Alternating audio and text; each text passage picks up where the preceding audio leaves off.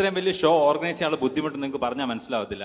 പക്ഷെ ഇവന് ഭയങ്കര കോൺഫിഡൻസ് ആയിരുന്നു. അവൻ പറഞ്ഞു ബാക്കിയുള്ള സ്ഥലം പോലെയല്ല തിരുവനന്തപുരം, അവർക്ക് സ്റ്റാൻഡപ്പ് ഭയങ്കര ഇഷ്ടമാണ്, സ്റ്റാൻഡപ്പ് ഷോ എന്ന് കേട്ടാൽ അവർ മരിക്കും, പ്രത്യേകിച്ച് ദീപക് മോഹൻ എന്ന് കേട്ടാൽ അവർ കൂടുതൽ ഇഷ്ടമാണെന്ന് പറഞ്ഞു. അവൻ്റെ ഓരോ കോൺഫിഡൻസിൽ ഇവൻ്റെ ഫുൾ സൈസ് ഫിഗറിൽ ഞങ്ങൾ പോസ്റ്റർ അടിച്ചു. കേരളത്തിലെ ഏറ്റവും വലിയ സ്റ്റാൻഡപ്പ് ഷോ എന്ന് മാർക്കറ്റ് ചെയ്ത് തിരുവനന്തപുരം സിറ്റി മൊത്തം പോസ്റ്റർ അടിച്ചു.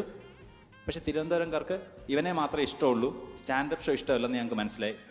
കഴിഞ്ഞ ദിവസം നോക്കിയപ്പോൾ എല്ലാ പോസ്റ്ററിലെ സ്റ്റാൻഡപ്പ് ഷോ എന്ന് എഴുതിയേക്കുന്ന ഭാഗം മാത്രം കീറിക്കളഞ്ഞേക്കുന്നു.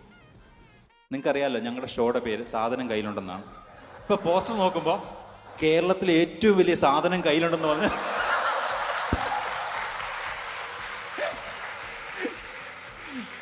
ദീപക്കൊരു കറുത്ത മൈക്കും പിടിച്ചു നിൽക്കുന്നു.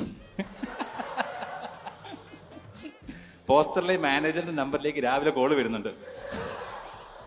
മോനെ റഷീദൊക്കെയാണ് പോസ്റ്റർ കണ്ടിക്കണ്, സാധനം പെരുത്ത് ഇഷ്ടമായിക്കണ്.